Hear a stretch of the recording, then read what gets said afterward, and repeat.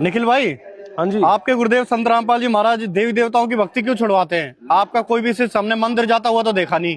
देखिए, एक बात समझने की है, देवी देवता कोई डांगर या कोई पशु तो है नहीं कि भाई किसी पुजारी ने या किसी महंत ने वो मंदिर के अंदर बांध लिए हैं, पकड़ के रख लिए हैं।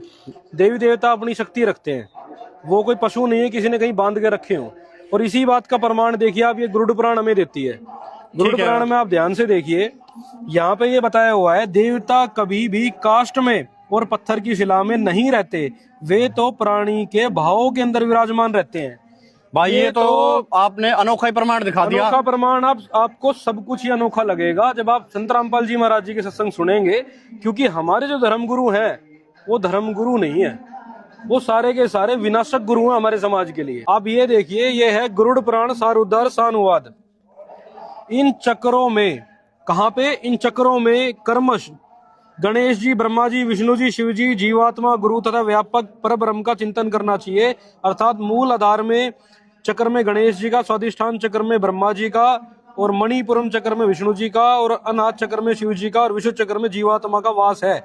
आप हमें ये बताइए, इसमें ये कहाँ लिखा है कि वो मंदिर के अंदर बांध के रखे हुए हैं? वो तो हमारे शरीर के अंदर ही विद्यमान है।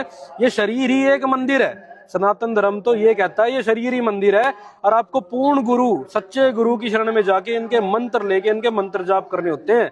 ये ऐसा नहीं है, कोई पशु नहीं है कोई बांध के रख लिया। भ्रम से दूर रहो, पाखंड से बचो। अब आप ये देखिए, सुखदेव मुनि, सभी जानते हैं सनातन धर्म के अंदर सुखदेव मुनि का एक आदरणीय स्थान है।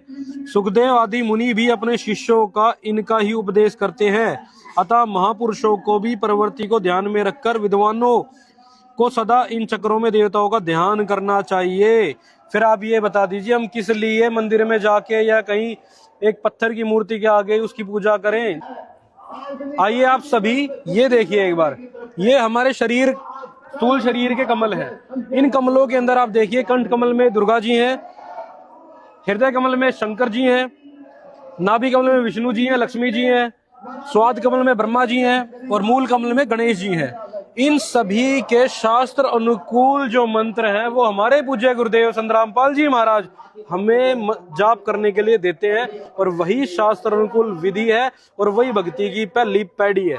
इसको गलत तरीके से बिल्कुल भी ना करें। पत्थरों की पूजा वेदों के अंदर बिल्कुल मना की हुई है। कृपा करके शास्त्र अनुकूल साधना करें, अपने जीवन को स्वच्छ बनाएं, सुखी बनाएं। सत साहिब जी।